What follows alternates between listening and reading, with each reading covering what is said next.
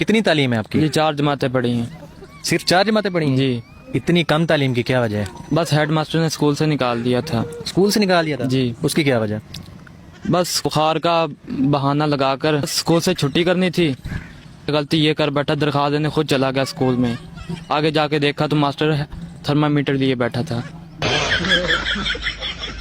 जल्दी बुलाए ना लड़के को, हमें और भी लड़के देखने जाना है। एक ही लड़के पे सारा दिन लगा दें क्या? बस आ ही रहे। ये लें, आ गया। अस्सलाम वालेकुम, ये लें चाय।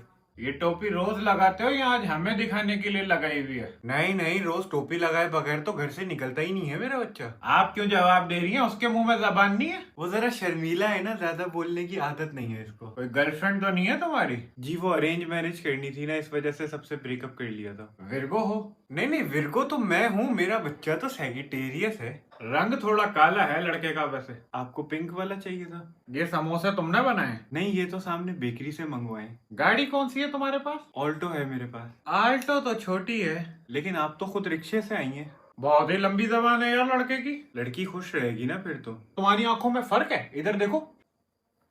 सही नजर आता तुम्हें? बस वो जो थोड़ी देर पहले आपकी प्लेट में समोसे थे वो नजर नहीं आ रहे। कुछ बोल कर दिखाओ।